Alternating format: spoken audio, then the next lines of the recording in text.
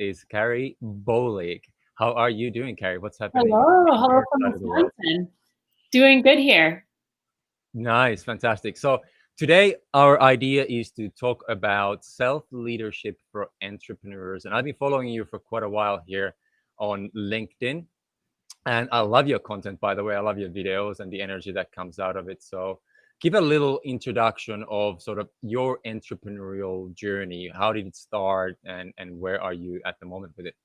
Yeah, well, thanks for having me. I always love talking about entrepreneurship and leadership, two of my favorite topics. And really, I would say define my 20s was focusing and investing in those areas. So I went to college, did the traditional university route. I studied liberal studies, so I studied women's studies and sociology. I didn't have any formal business training or background, but right as I was about to graduate, I just had that gut check that if I wanted to really fulfill all my dreams and bigger goals, I was definitely going to have to build something up on the side outside of the 9 to 5. And that's where my entrepreneurial journey started. I started with more of a side hustle approach and really just took evenings and weekends and grinded, mastered that self-discipline and the self-leadership in the nights and weekends, and really slowly over time, built those side businesses up to a point where they replaced my full-time teaching income. And, my mid-20s really made the full push to go full bore as an entrepreneur, and the rest is history. So now we do a lot of coaching and consulting, and we just started a nonprofit in 2019 and just finished our first book in 2020. So we're excited to release those projects and continue to grow them. Wow, that's beautiful. Let's get into that book just a little bit later. I really want to dive into that, but I think there's something really interesting that I want to touch up upon what you said. When you're in that threshold, when you're like you have the little bit of side hustle, you still have your main job, and you're like, should I take the leap? Should I not? I think that's the toughest point. How did you define that threshold, and how did you make that leap, and what gave you the ultimate confidence like now is the right time? Because there's a lot of talk about timing, and I think timing is important. If you do it too early or are you too late, like what was that threshold for you like? Yeah, and I think that's a good point, is that every person has a different threshold. And my Mm, husband, his background was in risk analysis, so hardcore analytic. mhm. I would say very risk averse early in his entrepreneurial phase, but over time, yeah, identifying what type of lifestyle do we want to lead when we make that transition. And for us, we didn't want our lifestyle to have to go down. And so we actually replaced his job income by 110% before we had him pull out of his corporate career. So that's a little bit different than a lot of people. Some people, if it's 50% or 60% of their income is replaced by their side business, then they'll make it their front hustle. We said, heck no. We want it to be extremely secure. And so that transition was seamless. We never had to go back to, corporate or my teaching job. And so I think it's also a good question is like, what's the nature of what you're building? And is it more automated income, or is it completely contingent on your physical effort? And just really thinking about the type of income that you're creating. And again, what type of lifestyle you want to lead. Do you want it to be stress-free? And all those parameters that definitely impact the day-to-day and how we live our life. So Beautiful. So hang on. So he made the jump. Did you make the jump at the same time, or no, I made the jump first. My income was a little easier to replace. I was a preschool teacher. Okay, okay. He had a big, corporate banking, commercial banking career. So then the next phase was rolling up our sleeves and helping him phase out of corporate. And that just took a little bit more. And again, we wanted to do it very securely. We had, one child at that point. So it's a little bit different when you're single running solo versus you have dependents. Yeah. So yeah, at that point, we just wanted to make things really firm. So he could have done it earlier, but we wanted to give it more of that, a little bit more time to marinate and make sure things were rock solid. Yeah, yeah, because there's something, especially if you follow the current talk about entrepreneurship, and especially it depends who we follow on the social media, especially. But there's a lot of this like, oh, take the leap right now and jump, and like then you can fly when you first you got to jump and then you learn to fly. And I don't know, like if like you said, if you're by yourself, all by yourself, and your bills are very limited, like very little bills to pay, I think that's a little bit easier. But as you said, if you're a couple and you have children and things like that, then you want to build some of that security. So what you mentioned there, like 50 to 60%, how would you advise someone who is just on that sort of threshold right now? And you said like thinking about your lifestyle, obviously one thing, and looking at your premises and your foundation right now, and then go from there. Would there be something else that you could advise someone to, like, obviously get maybe support and get some advices and things like that? Yeah, I mean, I highly recommend mentorship, or at least plugging into an expert who can maybe give you some metrics to keep in mind. We're big fans of really identifying, like, how much do you have in savings and how long could you live without your full-time career, and if you don't bring on clients at the rate you want to or expect to, which is usually the case with entrepreneurship. Sometimes things take a little longer than you want it. But Yeah. how long of a window do you actually have? And if you are a single person, I mean, worst case scenario, you just have to fight and claw your way back into the corporate sector and find another job. But I think thinking about the best and worst case scenarios can be helpful for evaluating your risk threshold, Mhm. as well as just having a bit of a timestamp on how long you could survive, um, without necessarily having the full-time income supporting you. Yeah, that's beautiful.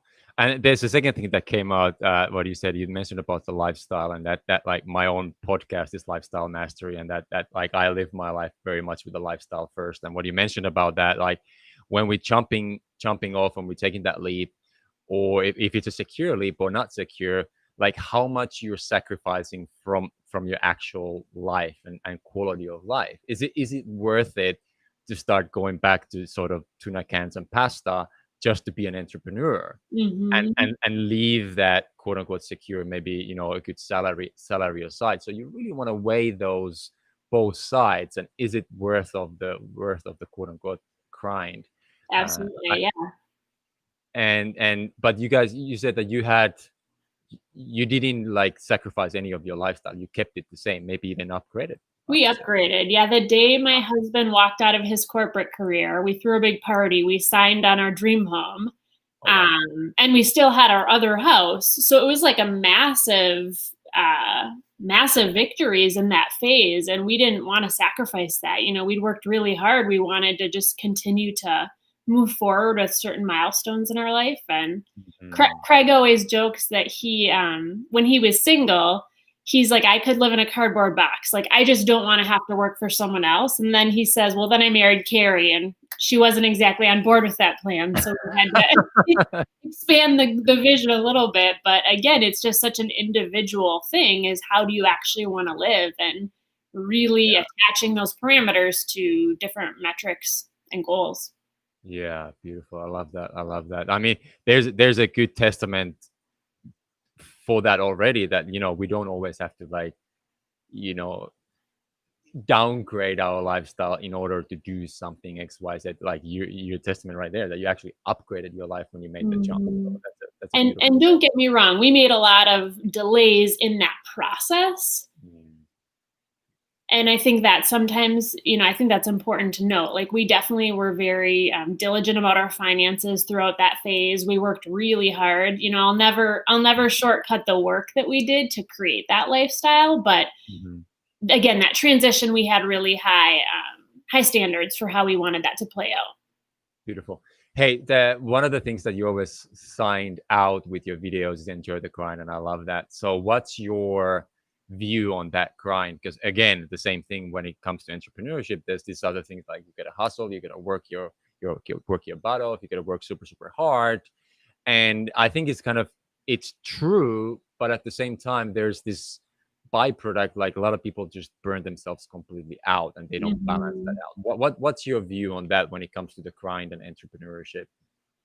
Yeah, well, I'm a big believer of working hard and fighting really hard for the life that you want to live. I think there's no better pursuit than that, and really being in the pursuit of something is for me what makes me feel the most alive, and like I'm really chasing something of significance. But I think the bigger thing beyond that is that a lot of people are thinking about the end game exclusively, and the rewards and the victories and the lifestyle. And although that's extremely important, and one wants to identify that, you should identify that.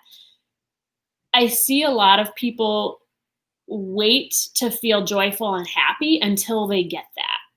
And I personally believe that we can be joyful, we can be happy, we can be rallied and energized around the grind, like while we're doing it. And to me, that's what makes a life, not just making money, is really embracing the process of the hard work and the lessons we're learning, the obstacles we have to overcome, the way we have to change and grow ourselves, which is the hard personal work, the self-leadership mastery, that a lot of people aren't up for that. But I think part of it is because they're not making it a joyful, fun, engaging process.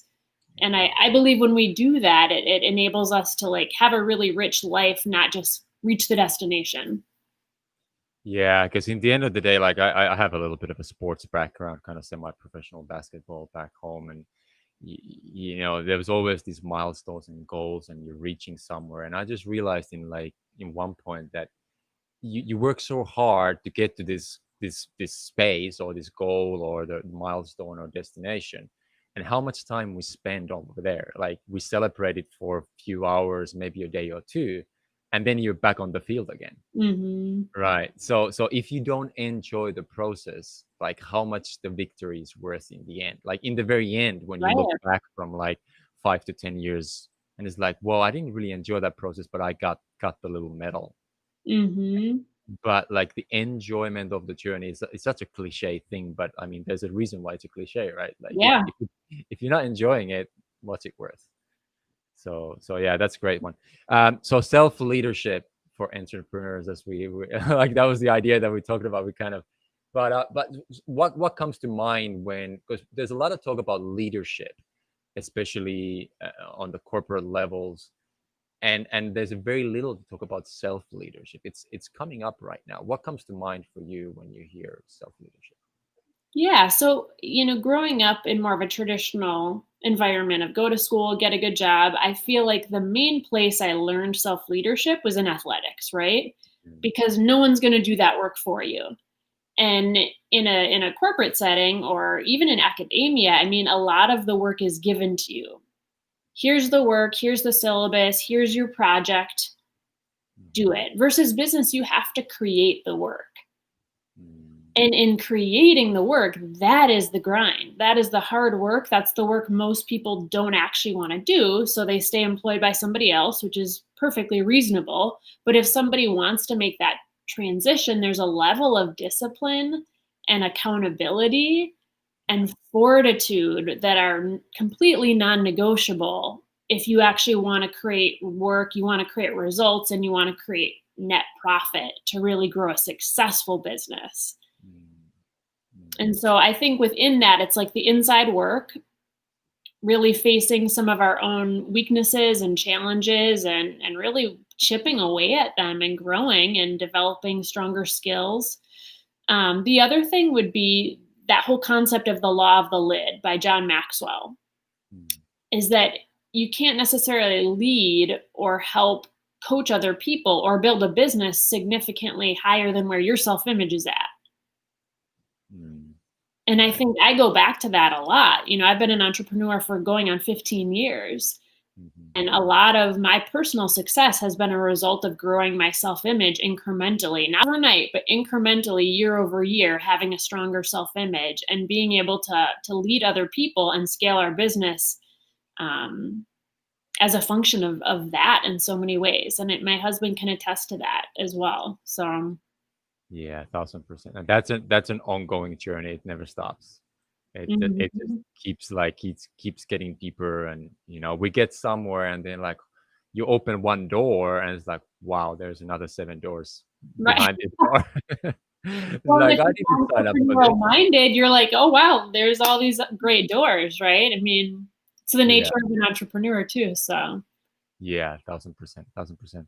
All right, so self leadership is super important. You can only grow as much as you grow inwards. That's how much you grow outwards. That's what I'm taking out of that, for sure. And at the same time, like I have this inside out method, but I also feel that there's an outside in method, especially if we are aware of it. Like let's say that you're growing your business, that kind of forces you to go inside a lot of the times if you want to go further. So that sort of external growth kind of pushes your internal growth as well. You have to be Yeah. aware of it though, and you have to be open to it. If you close that inward door, then those outward doors will close pretty quickly as well. So I think it works both ways. So Yeah. Yeah, absolutely. It's dynamic. yeah, perfect. And then so let's have a look of your new book. You said that you're releasing in about 6 months time. So Yeah. super exciting times, right? You got the manuscript done, and how's that process been for you, by the way, the book writing? To be honest, it was really hard. Of course. It was. We've never written a book before. So it's like navigating anything sort of big and monumental.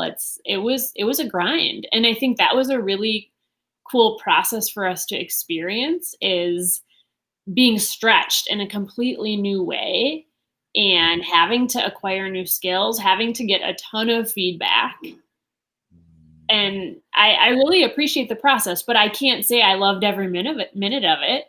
And there's value in that too, having to kind of fight through that nonetheless. Yeah. But it was super worth it. My experience on social media sort of gave me a window of insight to the fact that there's a lot of business books.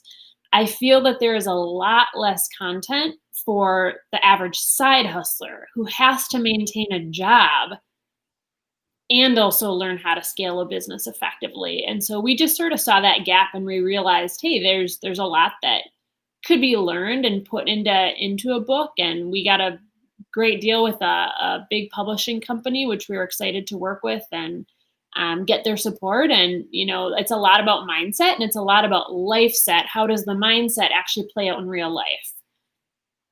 Life set. I love that. Okay, so let's dive into that one. So first of all, give me the title of the book here, and then walk me through of that idea of the life set. I've yet to hear that. Yeah. So the book is called So You Want to Start a Side Hustle. Mhm. And mindset is so important, but there's the practical application and implementation of mindset and how it plays out in our life. Mhm. So somebody can have really good financial mindset and ideology, but how is their budget? How's their balance sheet? How are they paying off their school debt? What do their finances look like in terms of their career, and how is their career income actually supporting their side hustle and being able to make investments into it and seed money? It's all the ways that like things actually play out in practicality to help support the bigger life vision, which we talk a lot about the life vision. That's kind of the first main section of the book, is where do you want to go, and identifying that. And then the thing that makes it a little bit different of a book is we don't go straight to the what after that. We go to the who. Mm. Who do you know who has done that? And how are you pursuing them? How are you tapping into their thought process? How are you gaining their investment into you in so many ways? And then what's your greater association Mm. that's supporting you?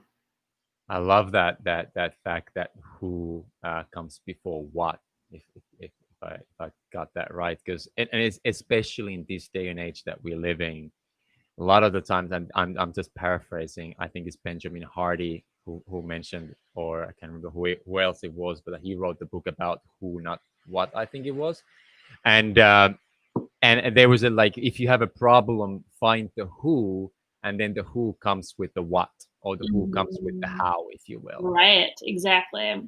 So finding those right people in this day and age, especially if you're looking at, obviously the social media is everywhere, more than likely that who is out there for you, that can help you to grow, collaborate, not necessarily have to be a client always. Obviously there's so many who's out there that Mhm. want to actually help you and want to join your journey Right. and want to join your cause. um, so that's the book coming out. You also mentioned about the nonprofit. Yeah. Um, Yeah, so we started that in 2019, and it's called Tandem Giving.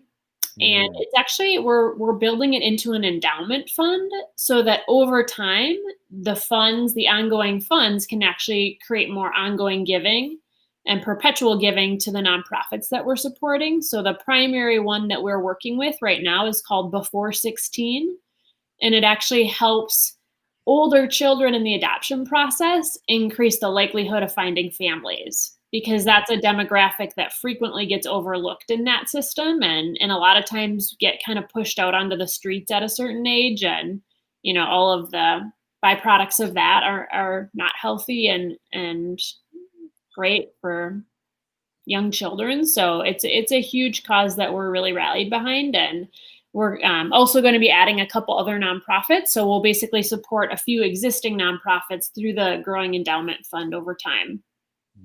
Beautiful. That's such a beautiful work right there. And which brings me to the point. I just had a discussion with someone a few days ago, and we talked about this giving before you get, or contribution. And I feel that contribution is one of those one of the highest needs, human needs, that we have.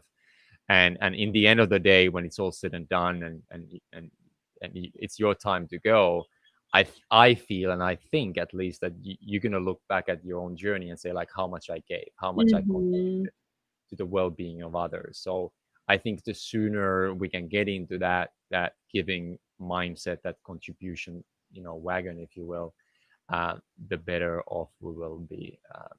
And I bet I just want to, because I haven't done a non-profits yet. I want to get into that, like how much joy or fulfillment that has added to your life and lifestyle. Yeah, well, and I just see a lot of people, they think they're chasing money, but I think what they're actually chasing is significance and fulfillment, right? And so making sure that what we're doing is actually creating that in our life and helping other people as a function is a powerful combination. 1000%. All right. What about Tandem Consulting? That is your main gig right now. Do you have your own side hustle still, or I mean, obviously you mentioned about the contributions, but do you have other things that you haven't mentioned yet as a side hustle? Or Yeah, we've got quite a few different side hustles. We've done some real estate investments. One more just recently, which we're really excited about. We've got a couple other projects that we're invested in, and we also coach people on how to start their own side hustle and really give them the tools and the guidance and really the blueprint on how to do that effectively. And then we also do more consulting in terms of, medium to small size businesses, and helping with social media, helping with financial mapping and things like that to continue to scale and automate over time. So we've got our hands in a lot of different things, which is fun. And actually we're starting our own podcast basically in the next few weeks, Tandem Talks. So yeah, we're having fun over here. Yeah, like you said, having fun, putting your hands on the soil and boots on the ground. I think that's one of the things that I always like to see, instead of being out there only in the sort of thinking and feeling and dreaming about. You gotta have your boots on the ground for sure in this game. There's no other way. And yeah, you said that you have a side hustle book coming out, and you also obviously have your own side hustles. That's beautiful. Any closing thought? That's our dog over there. That's a good thing to do these lives. Any closing thoughts about self-leadership for entrepreneurs, someone who's just thinking about right now, either starting a side hustle or having that threshold that, should I take the leap, should I not? What would be your sort of go-to 1 to 3 tips that somebody can get themselves out of maybe a little corner that they might have put themselves into? Yeah, so we've talked about one's ability to really grow and change and evolve throughout this call. And I think buying into that, wherever you're at, buy into that at the next level, right? And the second thing I would say is just harness the power of your environment. And if you're not in an environment currently that's going to help you make that leap or that jump, find a stronger environment that's going to support that next phase you're looking to get to. And again, that comes back to the who. And if you have to fight hard, it's worth it.